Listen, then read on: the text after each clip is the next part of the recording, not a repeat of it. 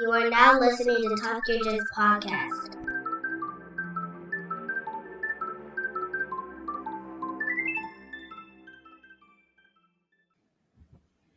Welcome back to Talk Your Jits podcast. This podcast is, as the name implies, all about Jiu-Jitsu. I'm your host, Lamar Smith, and today's guest is a brown belt who trains at Phoenix Jiu-Jitsu, located in Hickory, North Carolina.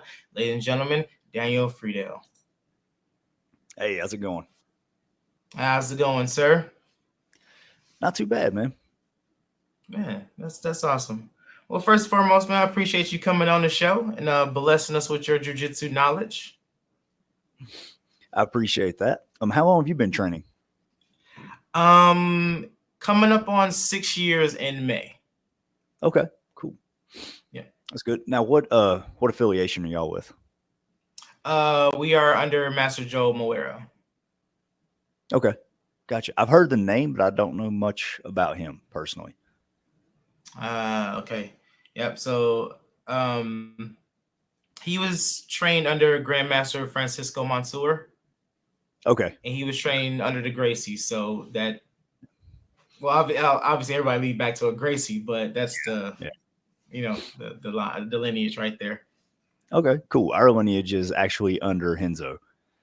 So, obviously Henzo ranks back to Carlos Jr., Carlos Sr., all that. But actually my instructor is Jason Beber, and his instructor is Derek Richardson, and his instructor is Master Henzo. So we're a little bit removed from the direct line of the lineage, but not too far. Not too far. Gotcha. Yep. Well, let's get started, man. If you want to, formally introduce yourself again, by all means, and let's hear about your jiu-jitsu journey. Oh yeah, I'm Daniel. I've been doing jiu-jitsu for coming up on 12 years now, and honestly, it's one of the best things I've ever done. Everybody says that. It's a very common response, but for me, it really was.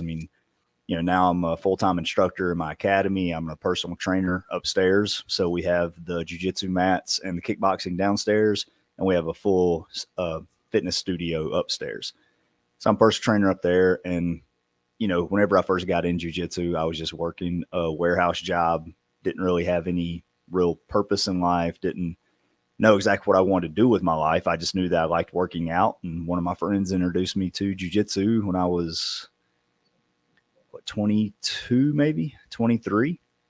And as soon as I got introduced, I started doing it 5 days a week, and I've just never quit. So. Yeah. just that addicting. Yeah, it really was, man. It was pretty interesting. And funny enough, at Blue Belt, I competed at Naga, and that was the first trophy or medal or anything I had ever won from a physical competition. I was a book nerd all through school. I've got all kind of trophies and certificates from things that I did as far as writing, spelling bees, all of that stuff. But I had childhood asthma to where until I was about 14 years old, I'd go up a small flight of steps and I just couldn't breathe without my inhaler. When I turned 14, when I turned 14, it was like somebody just flipped a switch and it disappeared. But, at 14, I was a sophomore in high school. So it was too late to start wrestling. It was too late to start baseball, basketball, anything like that, because everybody else had been doing it since middle school. So I didn't really have anything that I wanted to do until I found martial arts. So is jiu-jitsu is your only martial art, or? No, I did Muay Thai before finding jiu-jitsu. It just, it was a great group of guys. It really was. We were very close friends, but none of us actually knew how to train other than just sparring. We would meet and we'd go over 2 or 3 little situational drills, and then we sparred for an hour. And I was the smallest one by probably, 30, 40 pounds. So I just kept taking beatings. And like I said, it wasn't like the guys were bullies. They weren't intentionally trying to hurt me, but none of us knew that, hey, you can't spar 100% 5 days a week without taking a lot of damage, So after a while, I'm like, man, waking up with a headache every morning can't be good for my brain, So I started looking around, and one of my lifting buddies was a high school wrestler, and he had started doing jiu-jitsu in a buddy's garage. There was a guy who said he was a purple belt. I don't really think that he was now, but he said he was a purple belt, and he would like show us some stuff, and then we would, Stout, which was my lifting buddy, he would work in some of the wrestling too. So we would do that for a while, and you can go 100% in jiu-jitsu and not really hurt anybody as long as you're not locking out submissions hard. Then we started doing that, and I'm like, man, this is way better. Like, I like this a lot more. So that's what kind of pushed me into it. And I still do a little bit of Muay Thai, a little bit of kickboxing every now and then, but nothing on a regular basis. Gotcha. Yeah. Just going back to what you were saying about, like, I guess you want to say like achievements when it comes to jiu-jitsu. Like I've played Little League football, and I've won trophies for like defensive player of the year and all this other stuff, and yeah, they were cool, but like the two medals that I've won in jiu-jitsu, I stare at them like every day. Yeah. Like, yeah, I came in second in my first one and third in the second one, but it's still, to me, it's like it's still that real great accomplishment that that I've done it. Oh yeah. On my own. Well, I guess on my own. So yeah, I definitely get that. Yeah, but, that's kind of the. Oh, go ahead. I'm sorry. No. Go ahead.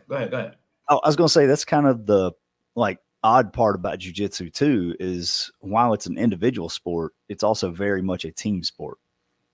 So with me, like, I still have all my trophies and everything, don't get me wrong, but I really just hang them up in the gym. So we have like we have this big like glass counter to where like most people sell products and stuff out of. We just have all of our like team trophies and belts and medals and all that stuff just kind of thrown in there.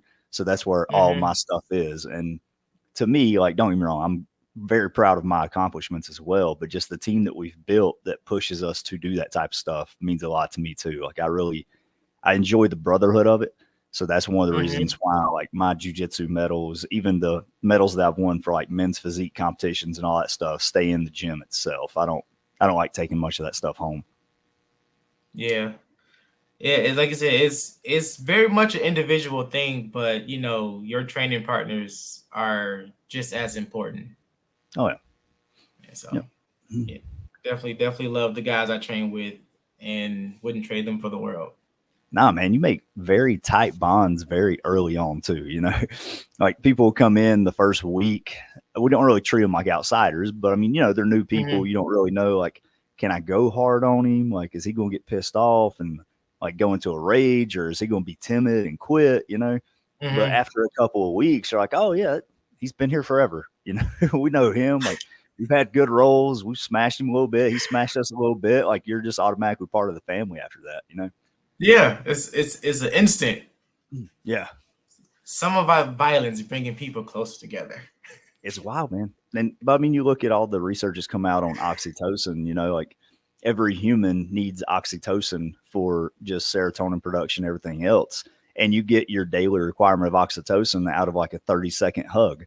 Well, what do you think you do with 4 or 5 minute rounds back to back of being that close with another human? You get a huge rush of endorphins, adrenaline, oxytocin, everything. Like, it's pretty wild. That's crazy. I didn't even think about that. Like, I heard about like a 30-second hug, but we're talking 90 minutes. Yeah. Oh yeah, and like, so it's overload. But... Yeah, there hasn't been a lot of research done on this side of the thing, but a lot of PTSD, excuse me, sufferers like talk about how jiu-jitsu really helps them out. I mean, they kind of get that camaraderie between them, and honestly, I think it's part of that as well. I mean, you get to struggle really hard, and your lizard brain gets to kind of go off and think, hey, I'm in a fight for life right now. But at the same time, that you're having fun with your training partner and you're learning new things. Even when you're the nail, you're getting a good lesson in. So. Yeah, for sure. Like, these last couple of weeks, I've been having like, be like between recordings, I was like a couple weeks Friday, I was sitting here, got done. So I text one of my training partners, like, what are you doing right now? Are you busy around 7? He's like, nah. I was like, we want to meet at the gym. So yeah, so we did that, and that's all I could think about for the rest of the week was like how good it felt to just roll. We just rolled for like a good 10, 15 minutes, talked, fixed some stuff, rolled some more, blah, blah, blah. And then like yesterday, we did it again. It was like, man, I'm really enjoying just just rolling, It's not a class, it's just me and him. We roll a couple times, vent, and then we go home. Yeah. So love it. Love it, love it, love it. Honestly, man, there's we have these conversations all the time, like, do you like gi better or no gi better? You like live drilling better? Do you like, just rolling or situational drills? And dude, I'm a big fan of all of it. And I really think that you need to give all of it equal parts. Like I've been in it for a while. I've, broken some ribs, dislocated some shoulders, popped my knee a couple weeks ago. And it's really like you learn to back off of it a little bit, like through blue belt and purple belt. I just wanted to roll hard all the time. And then you start getting these injuries stacked up a little bit here and there, and you start kind of seeing the benefit of doing like situational drilling or just flow rolls at 50% and all of that. And the same thing with gi and no gi. I mean, to me, that's like choosing between one of my kids. Like I love both of them. And I think both of them are extremely important. Yeah. But one thing I will say about that is I always suggest people do more gi training, because you can do no gi grips with a gi on, but you can't do gi grips with no gi on. You know what I mean? So if you really want to work on your gripping strategy, even if you just have the gi on and you never use it, then that's still better. You know what I mean? You have those other options available. If you go no gi, you're not getting lapel chokes. Your pendulum sweep is going to be a lot more difficult.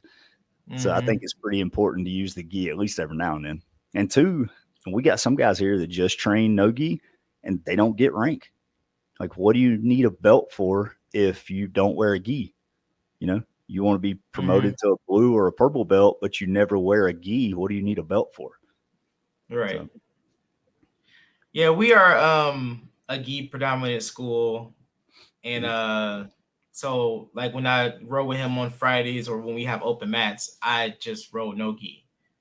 And this for that particular reason, because like, you need that good balance. And I'm at that point where, being a brown belt, I'm trying to save my fingers.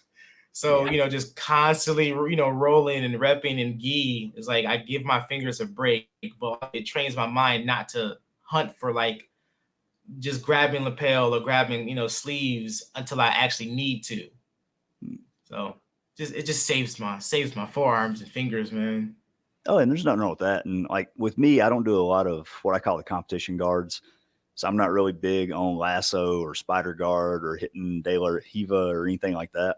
I'm more of I wouldn't say traditionalist by any means, because I still love the leg lock game and stuff like that. But I just don't enjoy playing with those. Like spider guard tears my fingers to bits, man. I've blown out, you can kind of see I've blown out a couple of knuckles already. And so my knuckles are already a little janky. So I'm not trying to do any more of that. Like I'll get there just to play with it. So I do know the sweeps off of it if I get forced in that position. And obviously I will know the defense to it if somebody gets me into it. But those just aren't fun guards for me to play with. So I stay away from them. Yeah. Like I said, I'll mess around a little bit with spider, but yeah, I'm not grabbing like the sleeves, no, because that's like they want to snatch away, and then it's like fingers getting drugged. I'm like, nah, man, nope. Yeah, especially in spider, because one of my favorite escapes is literally just stepping on their hamstring and ripping the lapel or ripping the sleeve away from them. And like I said, I mean, if you're biting down hard on that lapel whenever they pull, it hurts bad. It hurts like a especially if they got a rough gi. Oh yeah, one of those like rip stop gis where it feels like it's taking your skin off with it. Yeah, that's terrible. It's like they walking around with tatami mats on, man. Just cheese grater gis, man. Oh yeah. Oh man. But so do you compete? I compete once at every belt level. I'm not a big fan of like doing the competition and stuff, mainly because like I said, I got family and it's just hard to, take out an entire Saturday to stand around and wait for my matches to come up. But I told my instructor, Beber, that I compete once at every belt level. He was like, cool, I'll take that. So whenever there's like a big competition coming up and we have a lot of students going, me and him will both go, and that way we're both there to coach as well. But I'll just compete while I'm there. So I'm not a big fan of competition. I mean, we've got a couple real heavy competitors. We got JD Smith here. He's, I think, currently 10th in IBJJF for his class. So, I mean, he's a very solid competitor, very solid purple belt. Older dude, just real thick and short. So he's hell to play with, especially if you let him get in half guard. He's one of those guys who goes deep half and just throws you on your head no matter what you do. So he's pretty savvy when it comes to the competition grips and like the playing more towards the points over getting submissions. Now, don't get me wrong, he's a finisher too. He's got plenty of submission finishes, but he's really like that competition mindset. You know, like the only reason I'm going to bottom is because you took the top position away from me. You know, he'll never choose to go bottom just because he wants to work on stuff. He's always running that one game plan through his head. And it's awesome. You know, we've got we've got some competitors like that. But to me, man, just the anxiety of it and taking an entire day out for it. And, you know, we live in Hickory, North Carolina. So we have one competition that's NAGA that comes to Hickory. Everything else, you got an hour to hour and a half drive to get down to like Indian Trail or Concord, one of the bigger places where the competitions come to. Gotcha. Yep. How about you? It is. Sure. Let's put like because because I'm still teetering on the idea. I've done 2 so far. I want to do I think it's Grappling Industries in April. So I've been really playing around with the idea of competing more often. Yeah. So that's why I say like, yeah, sure. I guess you want to say I like to compete, but you know, we'll see how these next few go. But yeah, it is a freaking stressful induced day. Yeah, it really is. It's like you get there, you have to be there early because you don't know when your bracket is going to start, and then you don't know who's in your bracket, and then you don't know how many people's in your bracket. So you're gonna be there all day, or you're gonna be there for like 30 minutes. You don't know. So it's just a whole day just full of just a clusterfuck of stuff that goes on in these tournaments. Yeah, and Smooth Comp has made that a lot easier. Like your times are pretty well posted. You kind of have an idea as to who's in your bracket and all that stuff. But again, man, it's who shows up and it's how fast the matches are going. You know, so like my last competition, I'd been a brown belt for maybe a month whenever I did my last competition. And, so, you know, I'm hopping on Smooth Comp, looking it up, and my advanced no-gi class was like 6 people on, you know, Thursday. I'm like, oh, okay, cool. You know, there's going to be plenty of people turning out for the advanced no-gi. And I feel pretty confident with my no-gi stuff just because I do like leg locks, and a lot of places still don't really train them that heavily. So I show up, Friday night, we're down to 3 people in my bracket. I'm like, okay, some people must have figured out that Charlotte isn't Hickory, you know. You're going to travel because Naga still had it as Naga Charlotte, but it was in Hickory, North Carolina. So a lot of people like that mess with them. And hang on a second, I got something going on my speakers. But anyways, so they left it as Naga Charlotte, but it was in Hickory, which, like I said, it's an extra 45 minutes to an hour out, depending on where you're at. And then, like the morning of, I show up and it's down to me and one other person. I'm like, okay, well, at least I'll get a match. You know, like I've signed up for gi brown belt and black belt absolute because they put brown and black together. Yeah. So I'm like, cool, at least I'll get a no-gi match, and then I'll have my gi guys. So we get through there, and like I'm standing on the mat, and they're calling the guy's name. Nothing. Like 5 minutes later, I'm like, dude, just call him again. Just call him one more time. Like at this point, you know, I'm like, own it. I know when my match was. I'm good and warmed up. I'm feeling great.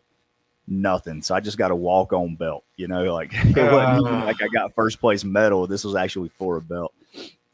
So I'm like, all right, whatever. He didn't show up. So I'm supposed to have like an hour before my next match, which was going to be in the brown and black. It was me and 2 other black belts in this division. So I'm in there and I'm like, you know, my wife leaves and gets me some lunch, and she comes back and I'm like halfway through a sandwich and I hear my name over the intercom. I'm like, what? I'm like looking at my watch. I'm like, surely that wasn't me. And I go up there, and my first match is my instructor, Beber. Like whenever he signed up, he was 20 pounds heavier than me, but there was literally, I think I was the only brown belt in the house, and there was like 4 other black belts there. So they just crammed the closest 3 into the same weight category. So me, I weighed in fully clothed with a bottle of water in my hand at like 172 pounds. Beber was walking around at like 200 plus. I think he cut down to like 196 or something. And then another local black belt, Jeff Piercy, he was swinging at like 181, 182. So he was close to my weight class, but Beber's like 2 classes up. And I'm like, cool. And I like get out to the match, and I see Beber waiting on me with a smile on his face. I'm like, great. This is fantastic. So I'm like chewing my sandwich, throwing my gi on and everything. And the ref like looks over at the scorecard, like it says your name and then it says your gym down below it. And he's like, oh, you guys train together. I'm like, yeah, he's my instructor. He's like, oh, okay, well, you guys have fun. I'm like, great. This is going to be great. And so we get in there, and, me and Beber have been trained together literally my entire jiu-jitsu career. So we've been trained together about 10 years at this point, 11, almost 12 now. And so we get in there and we do what we always do, just follows the same roadmap we always get to. And I was able to lock in an assassin's choke whenever he was trying to pass half guard. Or no, he got to side control, hit him with a Kimura sweep, and I took his back off of that. And he started dumping me, so I just locked up an assassin's choke on my way down to the ground. Ended up beating him there. And then right after that, I think I had like a 3 or 4 minute break before I got a hold of Jeff Piercy. And then we had a good match. He ended up catching me with a triangle, hit me with a mounted triangle. And when I went to roll him, I tried to tuck my elbow down so I could like roll him up and then pressure escape. And he just corrected with it, finished me with that. So, yeah, my first competition at brown belt, I was with 2 black belts who outweighed me and ended up taking second place in it. So I was pretty happy with that. That's dope. But yeah. And then I took second out of 2 in the black belt absolute. Those guys didn't sign up for the absolute, so it was just me and 1 other black belt in that one. So it's pretty cool. Like I said, I don't have an extensive competition record, but I do like to compete once at every belt level. That's cool. But yeah, that's what happened at my first tournament. It was a tap out cancer. And checking the brackets, it had like maybe like 16 purple belts. So I was like, oh, we're gonna have a nice little turnout. So yeah, that's big for a purple belt bracket. Yeah, I know. So I'm checking like every night, and still same amount of people. Get there. Our tournament, our bracket didn't start when it was supposed to. I think it was like a half hour, maybe an hour later than it's supposed to. And then come to find out, only 6 people showed up. Yep. And then they had to split because of the weight differences. So instead of doing a full bracket, it was 3 best 2 out of 3 matches between the 3 weight classes that they amalgamated together. So I was like, damn, I only get 2 matches, and then, but that's just how it plays, man. Yeah, unfortunately, like you're gonna have a harder time at brown belt. With brown belt, there's just so few of us out there. You go to a competition, 60% of it will be white belts, and then that small 40%, probably 20% of those are blue belts, and then you got purple belt, which is a larger percentage. Brown belt, they're hard to find, and then you're black belt forever after that. You know what I mean? Yeah. So like there's more black belts than there are brown belts. And that's why they kind of cram brown and black together in the same type of thing, which I understand why they do that. Like you said, I would rather, especially with that no-gi fiasco that I went through, I would rather have 1 or 2 matches than pay $100, show up. And, a third of my matches was somebody I train with on a daily basis. So I paid $100 and they gave me a belt, which is cool. Like I said, we hang it up in the gym. And then I rolled with my instructor, who I roll with 4 days a week. And then I roll with 2 guys I'd never rolled with before, So I basically paid $50 a match to get in there and work for that. So, but that's how it goes. The competitions, if they would have more people turn out, they would be happy as well. So you can't really control what the other people do. So I understand that part of it too. Yeah. I mean, me personally, like, that's one thing I did notice, just following the, like the competition scene about like, once you get to like purple, it just thins out very, very fast. So, I'm just doing it for the experience, is just get a chance to roll in a whole different atmosphere with somebody I don't know and just go out there and have fun. To me, it's just like an extra class, extra open mat class. Exactly. Yeah. And that's the best way of looking at it. But like I said, with my anxiety, I never see it that way. I don't know what it is. It just tears me up. And Beber, he does his best to try to calm me down because he's an excellent coach. If you watch any of my matches, it's literally like he's controlling me with a remote. Like you hear him say it and I do it. I try to like tune out everybody and I just tune into his voice whenever he's moving. He's an excellent coach. But I'm like, man, I can't do it. I'm like in and out of the bathroom. I have no appetite. My heart rate's already at like 120. Like I have no clue what it is. And like you were saying, I always just think about like, okay, this is just an open mat, another gym. Every time I travel, I take my gi with me and I try to find a jiu-jitsu gym there and I do open mats. I mean, like there's no real stress to it from there, but I don't know if it's just performance anxiety or what, but I'm not a big fan of that morning of thing, But what's weird for you, I feel that way when I go visit another school. Oh, really? Yeah. Like I visit one of our schools around here, Voyager. Voyager. And one of the guys who invited me, he did an episode with me. So I go there and it's like a good 20, I want to say like 20 people. Like just standing around getting ready for class. And I'm inside having a mini freak out. I don't know why. I'm like, this is just jiu-jitsu. Like, why am I having a freak out? So like, introduce myself, talk to everybody. But like after we like started, I got a little bit more comfortable and then it just felt like home. But like, yeah, if I go to like a tournament, I'm cool, chilling. I feel like I'm in my element, but I got you. I don't know. Yeah, it's pretty wild, man. Yeah. But now we've traveled a lot. I've traveled a little bit personally. Like I went down to Hilton Head on vacation and there was this great place down there. Unfortunately, they're not open anymore. I don't think they made it through the pandemic, but it was called Crossroads BJJ. Like we got down there on Sunday and I'm like, oh, cool. They got a Monday lunchtime class. Let's drop in for that. Like it's every jiu-jitsu gym I've been to has always been welcoming, even whenever we went up to Henzo Gracie, New York, like our team used to do a yearly trip before the pandemic. Every year during February, they'd fly up and would get there on like Sunday, stay to Wednesday, and then fly back home. So that way I was able to hit the morning Monday class that had a lot of the heavy competitors there in the lunchtime class. But even going up there, man, I mean, you're brand new and they're like, oh, hey, man, my name is, so-and-so. They just introduce themselves. You want to roll?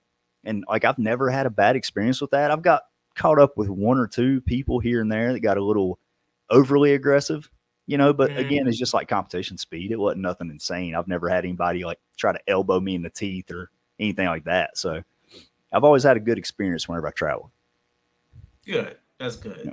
And that's what I'm stoked about because we were planning on doing some like traveling this summer. So we were just want to like hit a few jiu-jitsu gyms, and I'm like so excited to like roll with more people. Yeah, it's always good. And go ahead. I'm sorry. No. Go ahead. Oh, I was just saying that like whenever you do competitions, and like with Facebook and everybody has like a team page and stuff, you kind of already make friends throughout, so a lot of my traveling is just, maybe I went to a competition, had a match with somebody, and then we got talking afterwards, and they always like, hey man, anytime you're in town, come down and train. I'm like, cool, I'll take you up on that. And you go down, train with them. You kind of already know them, like we were talking about before, you make connections so fast rolling with people that it becomes fun, Yeah. So a lot of the local gyms around here, they'll come up to our place actually right now. Every Saturday from 12 to 2, we have an open mat and it's just free for everybody to come in. If you got competition coming up, come in, work on your stuff, or, we got people who are getting ready for their blue belt test. So they use the open mat as a way to kind of work on their technique and sharpen up everything and think about what all is on the blue belt test. Mm-hmm. So we see a lot of people through that, and we've got a lot of friends. Beber, he's at purple belt. He competed like 30 times. So he knows all kind of people throughout the jiu-jitsu community. Anytime you're going on vacation within the state, he's like, "Oh, cool. Make sure you swing by blank and talk to blank. Tell him I said hey." You know, so he's very in depth in the community. Nice. And I'm, with doing this podcast, I've met, so many people across I guess you want to say across the world at this point. And just like when I see somebody that I'm friends with, talking about finding their kid in martial art, and I'm like, oh, where were you at? Oh, I'm in blah blah blah. Oh, I talked to XYZ and da da da. Go tell them, Lamar sent you and XYZ and stuff. So yeah, it's such a very like loving and humble community when it comes to jiu-jitsu. Because it's just that common love that we share for this sport. And no matter who you are, like you mentioned, you doing jiu-jitsu, that's an instant family member. Oh yeah. So. Yeah, I've seen that a lot. And there's a couple like, I don't mean to be discouraging towards anybody, but there's a couple McDojos that you see, and they're not a big fan of getting what they call intruders. They don't want guests coming through because they know that they're not going to be able to hold their salt. But anytime you go somewhere to where who the instructor is, they're going to welcome you in, like you said, just like family. Like every time we go to Henzo's, man, I'm up there. I try to do every class on the schedule, but normally I have to miss one or two just because you're broken by that point. You go up there to the blue basement, you get a hold of a bunch of killers up there. And it'll take me a week and a half to recover from it, literally. But it's just so much information. And like, if you ever go to Henzo's, it's right behind, or not right behind, but it's on the same block as like Madison Square Garden. And they have the blue basement, which is literally like sub-level.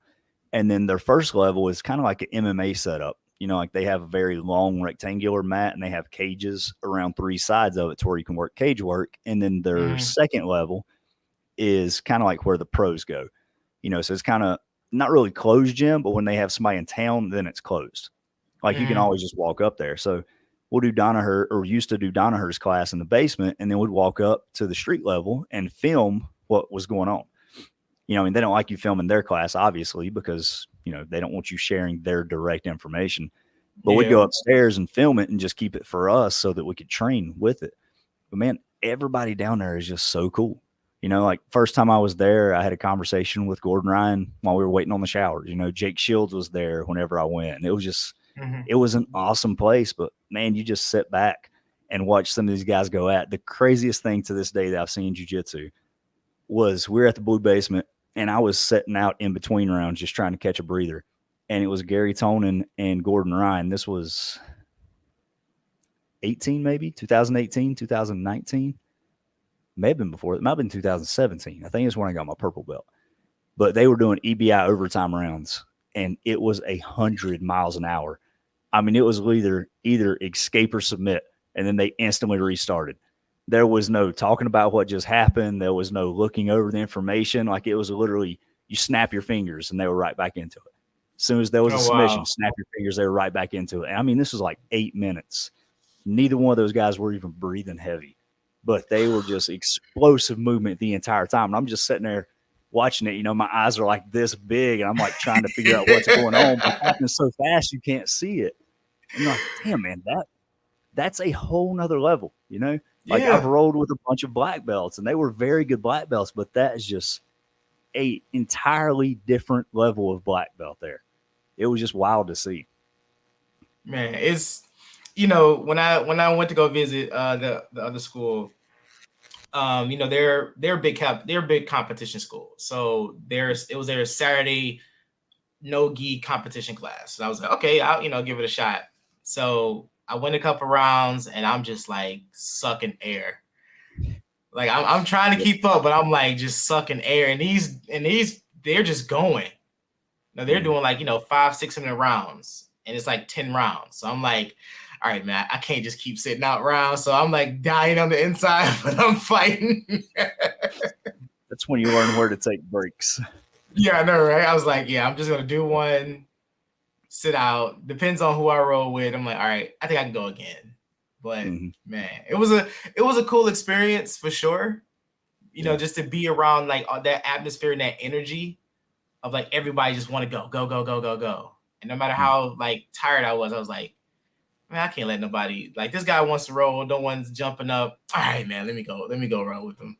So yeah, and that's kind of one of the things whenever I talk to somebody about like mat conditioning, you know, I always suggest people run. I always suggest you lift. You want to be as functionally fit as possible, but you have to take into account how hard you're working as well. You know, one of my favorite examples of that is we have a local black belt, and he's probably a 5-stripe black belt now, 4-stripe black belt. But he's Brian Miller, and he's competed on the biggest stages around here. And I remember back when I was a blue belt, me and him rolled, and he's just a very fun dude, extremely knowledgeable, extremely great teacher. Like he has a very unique teaching style to where he's almost goofy. You know what I mean? But like you let him put hands on somebody and you see that he's a very, very efficient killer. So we're going, you know, I'm blue belt. I'm like 26, 27, just best shape of my life. You know, I can do whatever I want to. I can run for 10 miles before I get tired. And he is just wearing me out. I mean, he's talking to me at a competition pace. And at this time, he's probably 40, I don't know, 42, 43. So like I've got a huge age advantage on him, and I'm in the best shape of my life. And, you know, I mean, he's just like average Joe, you know, he doesn't work out. He doesn't see the benefits of it or any of this stuff. And I'm sitting here just going like everything I'm doing is digging 100 mile an hour, just going as hard as I can.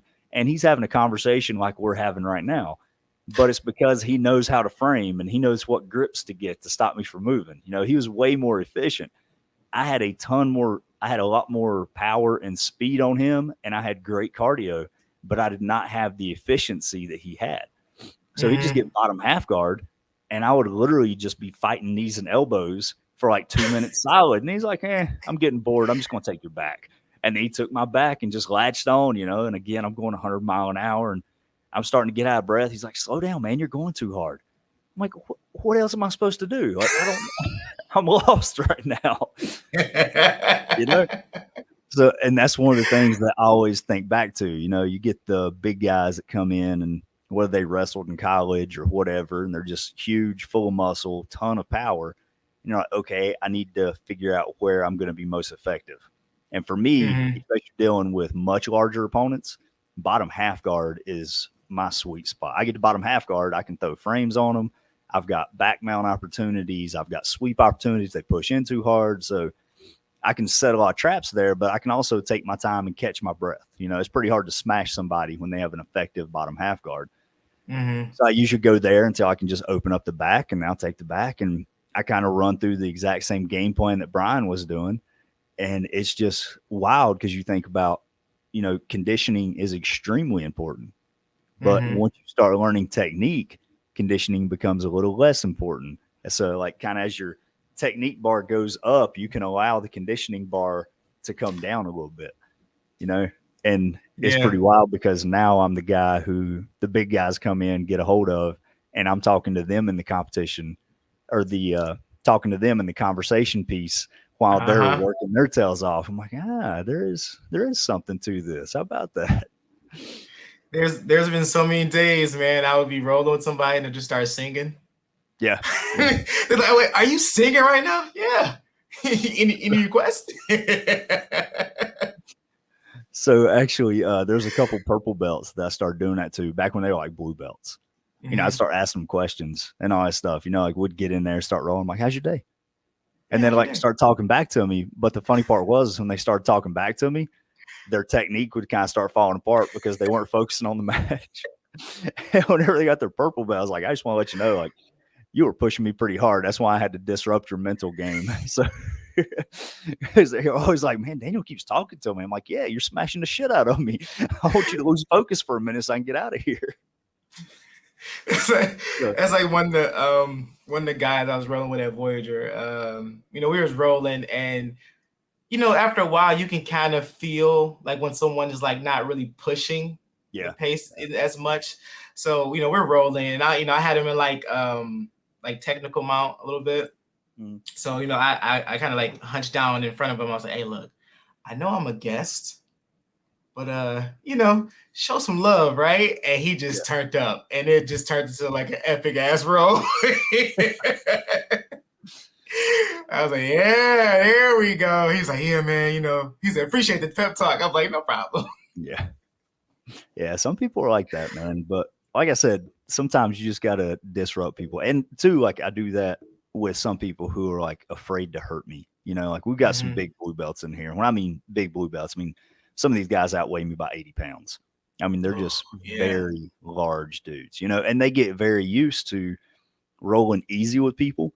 So their top side control, like they have weight on their knee, weight on their elbow because they're giant humans, You roll with a white belt like that, you're going to break them. So we get in there, and one of the big boys' name's Alex, and Alex was a correctional officer, and he was also a high school wrestler. I don't think he wrestled in college. He was a high school wrestler. And I mean, when he first came to us, he was like pushing 270, I mean, 260-ish now. And with his wrestling background, he moved like he was 200 pounds, man. He was scary. I mean, he could drop step in the blink of an eye and have you on a single. Oh, man. I mean, just one of those insane people that it was like you see him do stuff and you don't understand how gravity would allow it, Right. But we would go and like, me and him would start going at it. And like, I noticed he was putting weight on his elbow and his knee whenever he'd get into like reverse sit and side control. I'm like, Alex, man, like pick it up. Like, I don't care. He's like, well, I don't want to be a dick. I'm like, dude, you ain't gonna be a dick.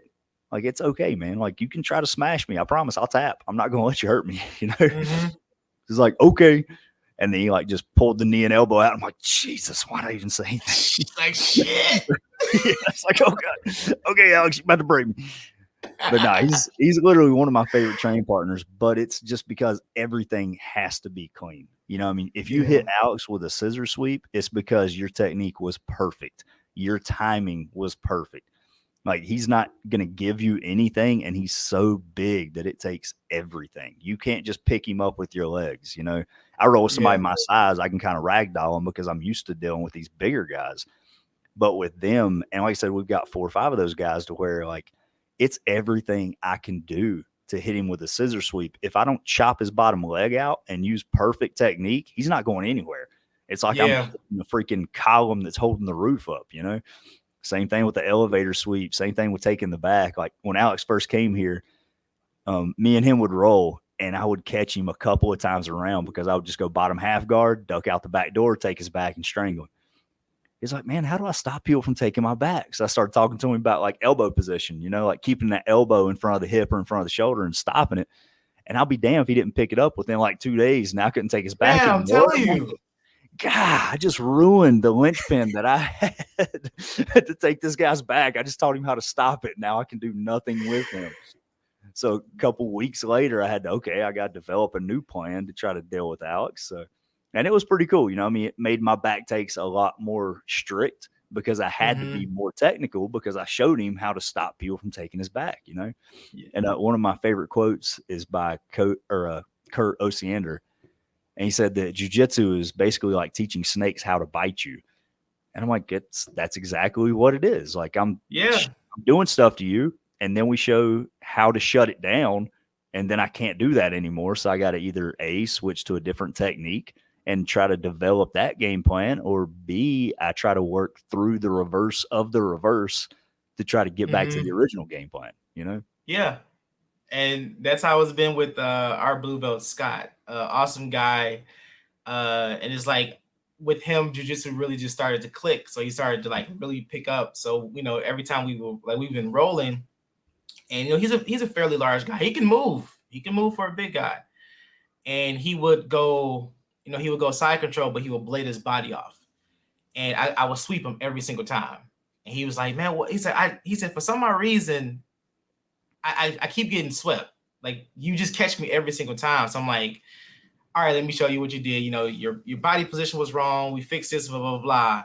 And then we rolled again, and he instantly remembered, and I paid for it. I was like, nah, I should not have taught you this fast. In a matter of like a couple minutes, like it was like the small stuff that we worked on, it evolved so much. Yeah. just in that little small little tidbit. But at the same time, it made me like, okay, now that he knows this stuff, he's more aware. Now I gotta, hunch up my game a little bit more. But it just makes both of us better, right? Yeah, and that's what you're looking for, And one of the things that I did whenever I was at purple belt, one of my best friends, he started. Actually, I was blue belt whenever he started with us. I finally talked one of my friends into doing it, and his name was Billy, and he was about the same build as me, close to the same height, about the same body weight. So I literally taught him all of my tricks, and that way I had somebody to sharpen the knife against. Like if I teach you all my dirty tricks, they don't work against you. I got to figure out other stuff or I make it better. And he ended up quitting at blue belt like most people do.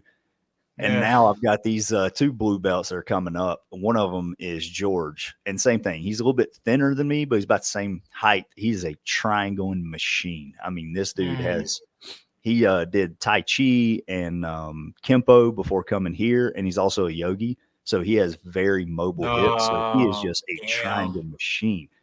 So him and I got another blue belt who I do a ton of private lessons with, Timmy. I literally teach them everything, like every small trick, the smallest detail, I teach them.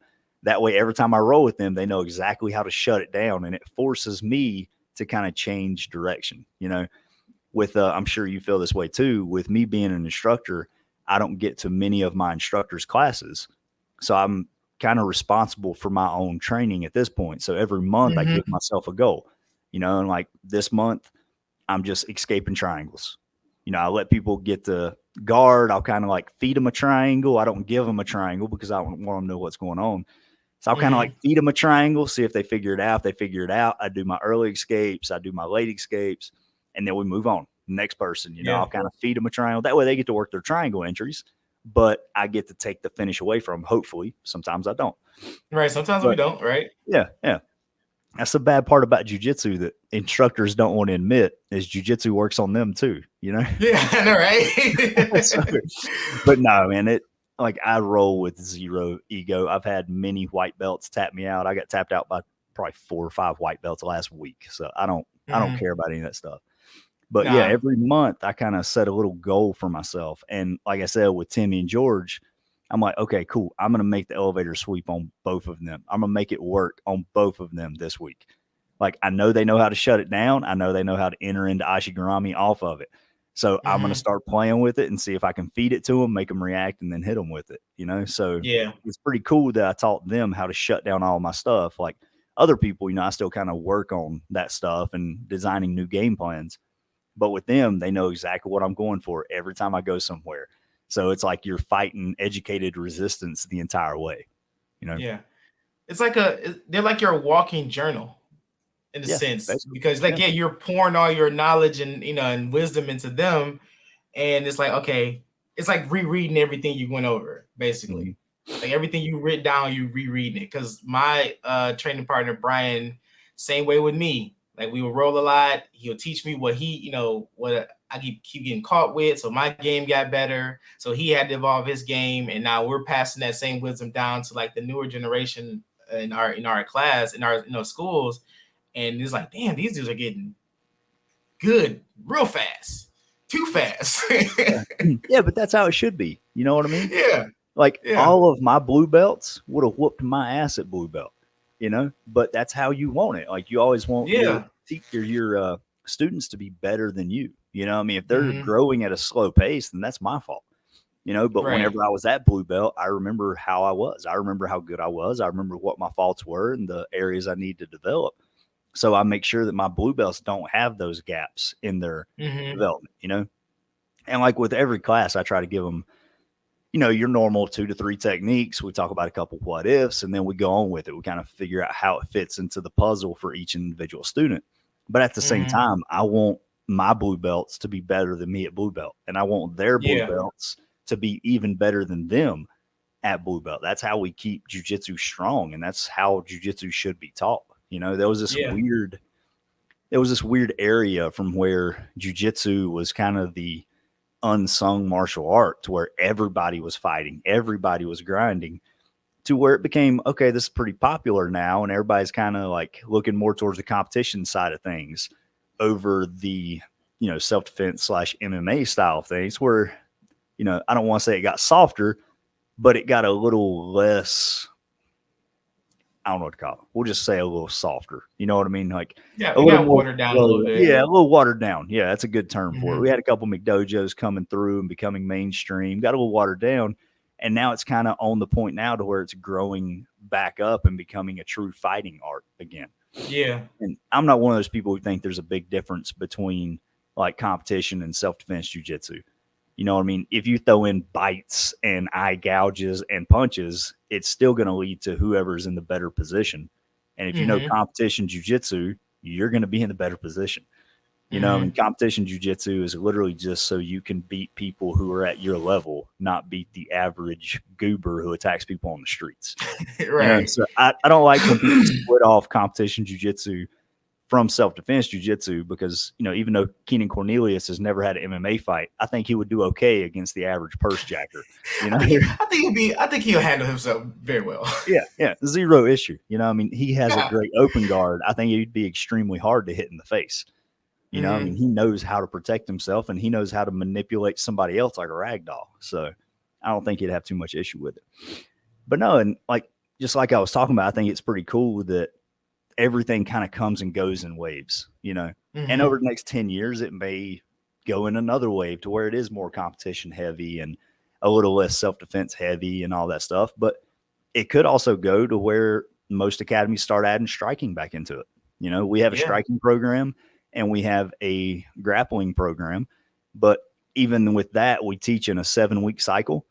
So the first week of every cycle is standing and we throw Mhm. in like here's how you dodge or parry an overhand right. You know, here's how you deal with a standing choke. Here's how you deal with somebody trying to push you with a two-handed shove. You know, we go off a lot of that stuff, and that way they still get the self-defense aspect into it. You know, Mhm. Yeah, we incorporate a lot of self defense, well, striking in our classes as well. So mm, because that's a big part of our promotion tests. yeah, We have to do a self defense portion where it's 101, and then we do a 201 portion. So yeah, oh we nice. work on how to defend against someone punching you, someone's trying to attack you from certain angles. So Mm, because our the motto is, if you can't do it in the gym, you can't do it in the street.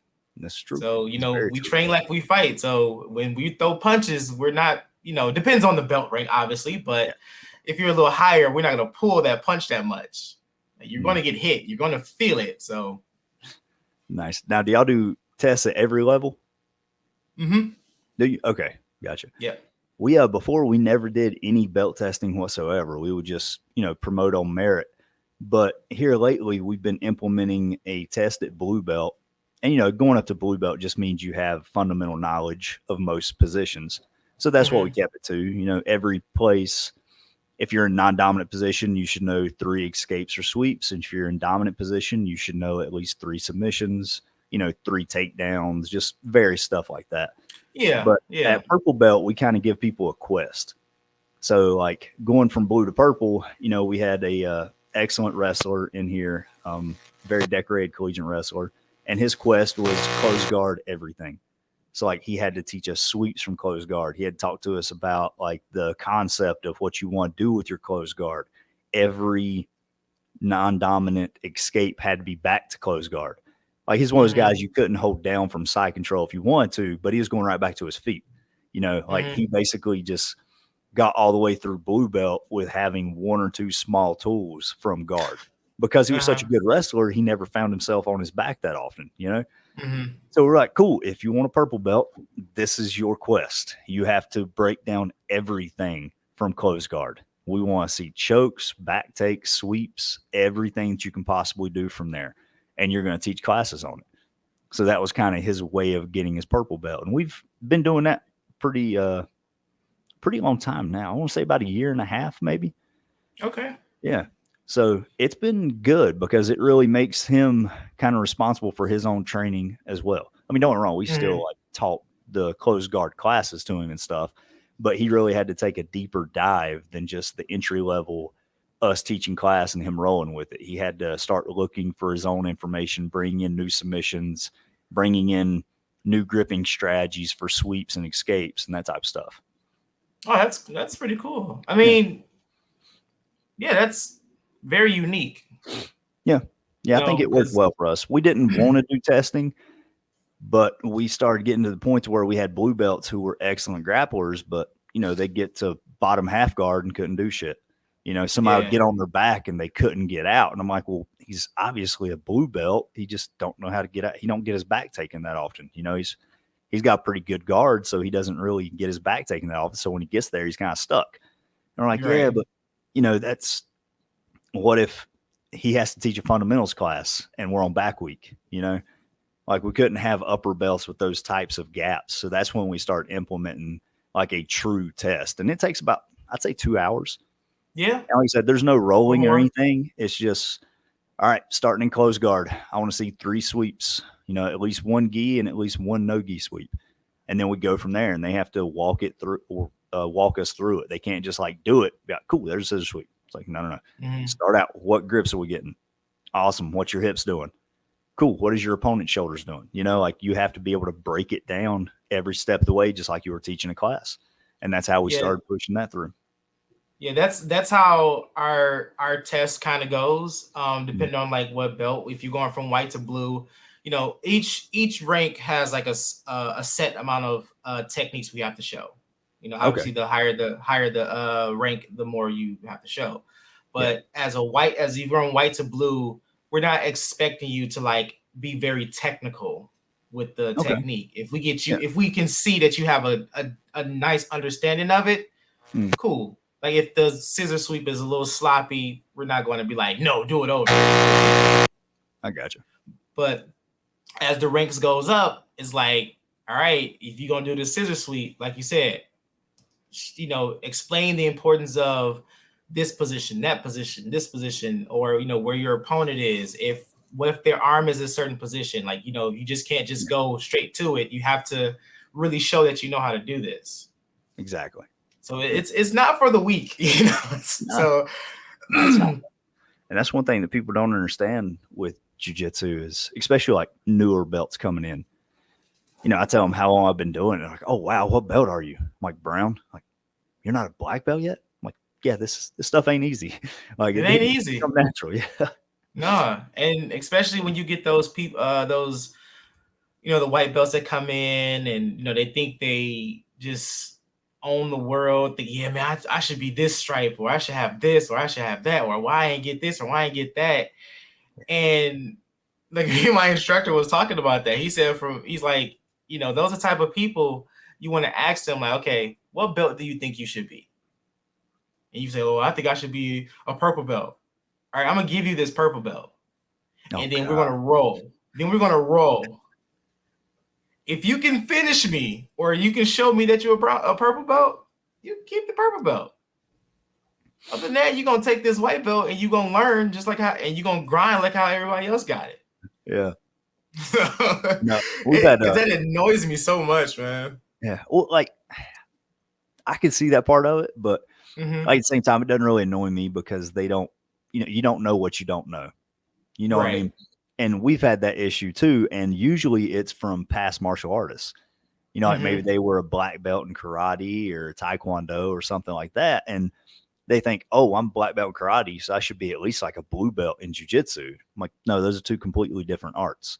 Right. Same thing. Like if I were to join karate right now, I would be a white belt. I don't know anything about your system. I know how to throw a punch and a kick, but so we had a couple of those guys come in. They're like, well, I'm not a white belt. I'm not brand new. I'm like, you're new, dude. You're pretty brand new. You don't have a stripe yet. Like, it's okay. They're like, well, I think I should be a blue belt. And I'm like, well, cool. Go put hands on one of these blue belts over here and let me know how that works out with you. Like you think you're a blue belt, find one of those guys that's close to your size and get around him with them. Like if you think you're a purple belt, cool. Go put hands on a purple belt. Let me know how that turns out for you. You're going to feel the difference between a blue belt and a purple belt. And we had this one kid who came in and he's 19, 20, never did martial arts before. And I was talking to him and he wants to start doing MMA. I'm like, okay, cool. So you have, you join a striking program, MMA gym or what? He said, yeah, I've got a couple friends that fight amateur MMA and they're working with me. I'm like, cool. He's like, yeah, man, I just want to join with y'all. I want to be a purple belt in a year. I'm like, That's ambitious, my friend. And as hell. He's like, nah, man, I'm doing like 4 or 5 days a week. I'm like, I understand, but like getting from nothing to purple belt in a year, like there's maybe a handful of people who have done that. Like I've never seen that happen personally, and I know some damn good grapplers that came in right off the bat. You know, he just talked to me about that. I'm like, man, good luck. I hope it works out well for you. He's like, well, what can you do? I was like, there is nothing I can do. There's nothing I can do. Like, I can give you a purple belt right now, but you ain't going to like it. But he just kept on. And I'm like, dude, every single round you put in while you were in this room, you roll with nothing below a blue belt. Like, I never want to see you in my class rolling with a white belt again. And let's see how that works out for you. Right. He's like, okay, cool. Literally before the end of that class, he had to quit. Like we do usually 3 to 4 rounds towards the end. I think he made it through 2 or 3 rounds. And he's just on the sideline with this broken look on his face. And I'm like, dude, like, I'm not trying to be an asshole, man. Like, you're a good kid, but like, you can't. Like, I'm sorry. What did he expect? He just expected since he was young and athletic and he had been training with his MMA buddies that he would know how to do this stuff. And I'm like, MMA grappling is very different than jiu-jitsu grappling. You know, obviously you have different things to go towards. But at the same time, man, you can't get that kind of experience in a year. I mean, unless you literally like hire one of the Brazilian black belts to live in your house and train you 7 days a week, like you're not, it's not going to happen. It's really not. And he had no grappling experience previously. He wasn't like a good high school or collegiate wrestler. And 2, like we've had some high level wrestlers come in here and it still took him about a year to get a blue belt. Yeah. You know, I mean, there's a lot of difference between it, but he said, get a purple belt in a year. I was purple. Like, oh, no, that ain't going to happen, man. Wow. Yeah. I admire your tenacity. I was like, I will help you any way I can, but I'll go ahead and tell you, you ain't gonna get a purple belt in a year. If I can help you get a purple belt in a year, oh my goodness. Oh my goodness. Oh, wow. That says a lot. But like I said, he didn't understand. Like, you know, he would watch, me roll with him and then watch me roll with the blue and purple belts. And he's like, oh, I do about as good as them. I'm like, well, yeah, like I gave you a lot of stuff. I want you to learn. Like, you're not going to learn too much if I go and give you my brown belt game every time me and you roll together. You know, like I have to help you kind of learn and go through the movements. With these guys, I'm not helping them as much. You know, I'm pulling a little bit. And with me, like normally when I'm rolling my students, it's about, I don't know, maybe 40%. You know, when I roll with people at brown belt, I'm only giving about 60%. I'm a pretty lazy grappler in the first place. But, me going 100%, I don't see that much return on the investment. You know, I just get tired faster. I'm more of, I'm going to lay back and get my grips, let them make a mistake, kind of capitalize on it. So I'm more of like a counter grappler than an active grappler. You know, it's just, like I said, it's always worked out better for me because I'm usually one of the smaller guys in class. So if I'm pushing, I'm going shoulder to shoulder, pushing on these guys, I'm going to get way more tired than they are, way faster. So I just kind of lay back, let them mess up a little bit. Whenever one of my favorite training partners is Adam, he's another brown belt here, maybe once a month. All right, let's do it. Like ADCC championship round. Like, let's just go hard as shit and see what happens. But like I said, we do that like once a month and that's it. Other than that, I'm just chill. Ironically, we have a brown belt named Adam, and and me and him roll like that, man. You know, we'll have those days where we just like we'll be chilling. We'll be at his place. We'll be chilling, and like, man, you want to roll the mats out, and we were rolling right in the middle of the living room. And I don't know what it is, but it's like around certain people that you roll with, your flow rolls always rev up. They always rev up. Like it's him. And my other training partner Brian, who's also a brown belt, and we always talk about like, yeah, man, let's flow roll, and I look at him like, come on, bro, is it really a flow roll? He's like, yeah, we can flow roll. I'm like, we can't. Let's be honest, bro. We gonna start a flow roll, then someone gonna get caught in something, or somebody gonna get frustrated, and then we just gonna fall out trying to kill each other. It always happens. Oh yeah. Yeah, but no, me and Adam, like I try to hold people to their word when I say that. Like we start flow rolling and they start bumping it up and bumping it up and bumping it up. I'm just like, hey, this ain't flow anymore. Like, nah, man, it's just flow rolling. I'm like, why are you out of breath? This ain't flow rolling anymore. You know? Why are you sweating, right? Yeah. But with me and Adam, like every time we go, we know like it's flow roll. Like we're gonna be as technical as possible and see what we can make happen. But too, like, you know, I trust Adam with my life, literally. So whenever we're going just full out for 5 minutes, I mean slamming each other, digging in hard. Also, you know, I've got Kimuras at that speed. And as soon as he tapped, I instantly let it go. You know what I mean? Yeah. Like I would rather hurt myself than risk injuring him. And whenever you're going that hard on somebody on a regular basis, you have to trust that they're not just going to get a hold of the heel hook and then blow your knee out, you know? Yeah. So I have very few training partners that I trust going that hard on. And like I said, with me, very few. Yeah. He's older than me. I'm going to say he's probably late 30s. I'm in my mid 30s. And like I said, just the random injuries that I've had from just, you know, different sporting events, jiu-jitsu, everything else, man, I don't trust. Like I would never go that hard with most of my blue belts because I know they would just get excited and they would pop stuff. But with Adam and with Beber and a couple of the other higher belt, purple belt and up, I'm like, cool, man. Like we can go as hard as possible. And I trust them to let something go before they just tear it off, you know? So with Adam, I give him my full trust, man. We will go as hard as possible. We've ran each other off the mats into the brick wall before, like just digging for stuff and going hard. But, you know, as soon as they get locked up in a submission, you yell tap. There's just instant let go. There's no like, nah, I'm going to keep pushing a little bit, you know? Yeah, so those two guys, those two guys I mentioned, they're in that same boat. Like I know for a fact that if we was to go 0, 100, 200%, I know I'm not going to walk away with an injury. Exactly. Yeah. Like, they, you know, if they lock something up, as soon as they go to tap, the instant let go, or if they go for like a leg lock or some sort, they don't just, you know, crank it in. So it's like, yeah, man, trust these guys. Trust these guys in my life. For sure, for sure. Yeah, it's good to have those. Like I said, you can't have everybody in the academy like that, unfortunately. But, no. I mean, you have to have that. And, you know, on the other side of things, I can't tell you how many submissions I've literally just let go of rolling with a white belt. You know? You get them locked up in a Kimura, and they're like, cool, I'll just shoulder roll. And you're like, whoa, what are you doing? No, you're going to blow your own damn shoulder out, dude. Calm down. Like, please don't. Yeah, but every time, man, like usually once a week, I have to like literally just throw something away so they won't hurt themselves. I'm like, dude, don't do that. Like, or you have to finish them. Yeah. Like, or you have to finish a submission before they kill themselves. Like, yeah. Well, I mean, not only that, like there was one kid, like I get him in a heel hook, you know, like whenever we're doing no-gi, I'll still kind of play around with Ashigurami and stuff on white belts. I usually don't finish it. But I got to inside Ashi and I had his toes in my armpit. And I was basically going to like mock going for the heel hook and then pass the foot over and then go to back off of that and see if I could work my way into truck.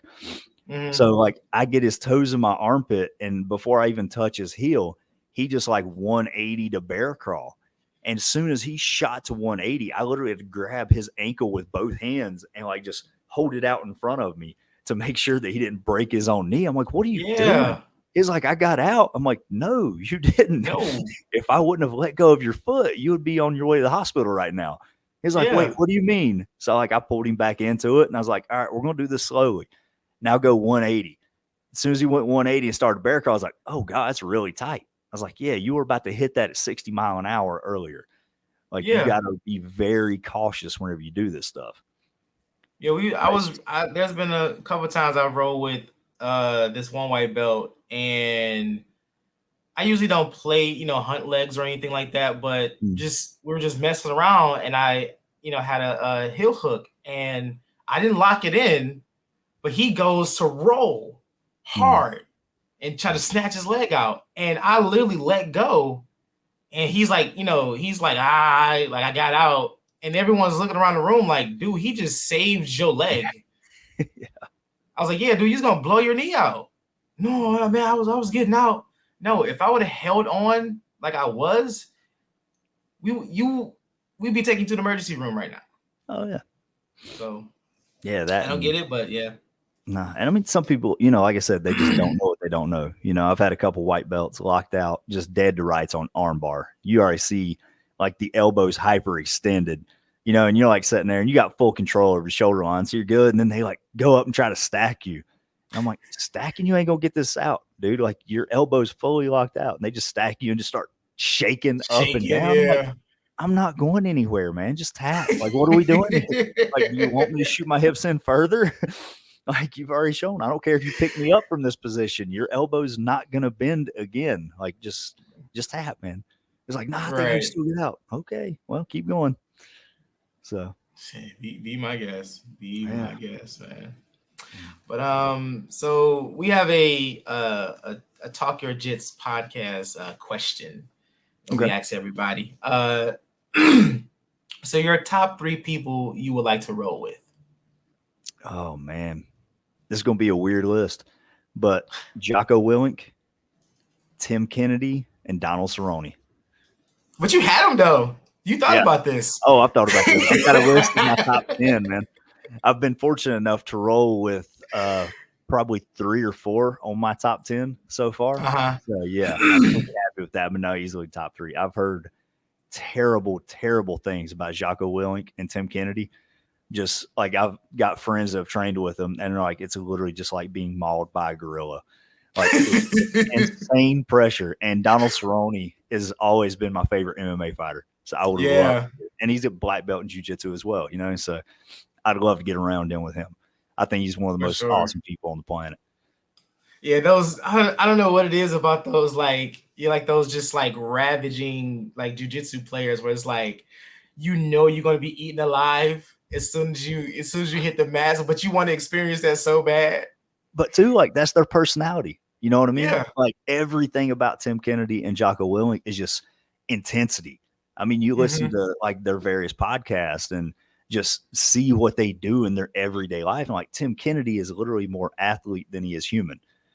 Every time he posts something about him working out or hunting or shooting, he's just such an intense guy. And from what I've heard, that's how he rolls as well. And Jocko Willink is one of the most determined people on the planet. So I think it would be extremely hard to stop him whenever he got his mind set to get to a position. So I just think it'd be awesome to roll with either one of those two. And like I said, Cerrone, before he retired, he was fighting around 170, walking around like 185. So he's about my size. I think he's 2 inches taller than me. But yeah, I just think that would be an awesome role as well. Definitely, man. What's your top 3? List. My top 3. it excuse me. It jumps around so much, but one person in my top 3 was Khabib.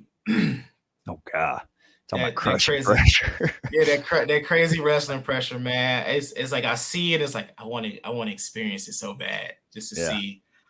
It's always been Andre Galval is another guy. Andre would be fun. Andre would be fun because it's just like the way he moves that size.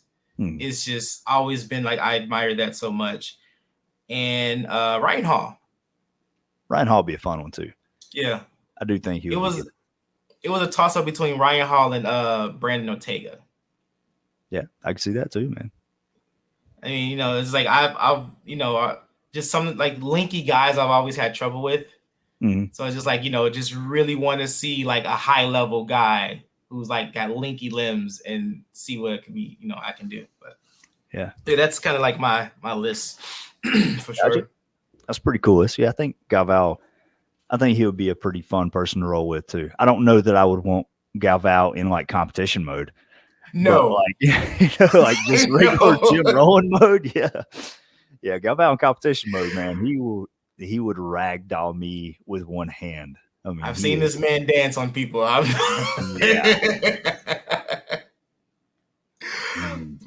man, if you yeah, man. So if you got anything else you're working on or you work on, man, definitely shout that out. Shout your school out. Cool. I know you say you don't compete, but if you got anything coming up, man, the floor is still yours.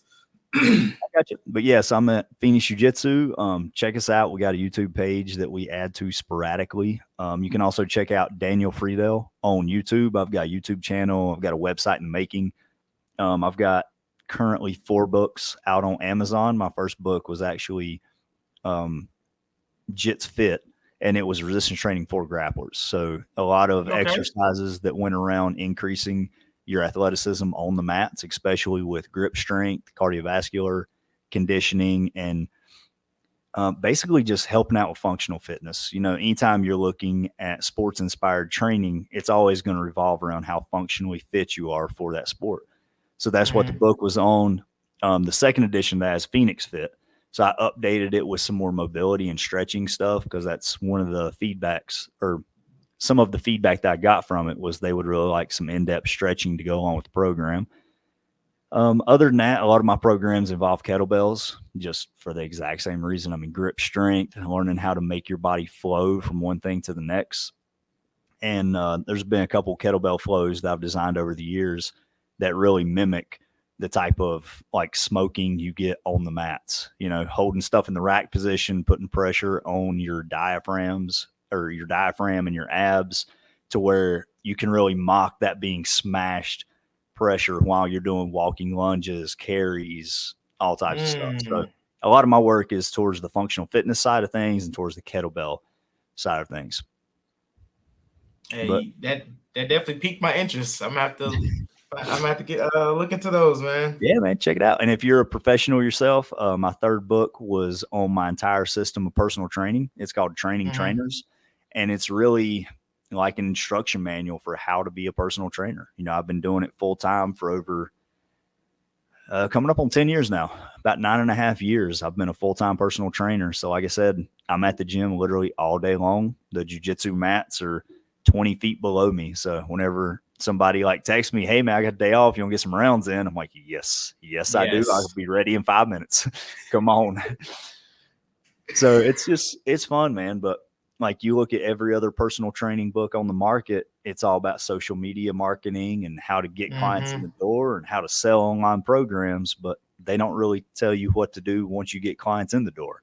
So that's what the book that I wrote was, your actual skills of how to program, how to, work around other trainers in the gym, whether you want to start working at a big box gym like a Gold's, or if you want to start working at a personal studio like we have here. Like my gym, 5 o'clock on a Monday, there might be 6 people in here because we don't have open gym hours. It's only for clients and their trainers, and we only do small group training.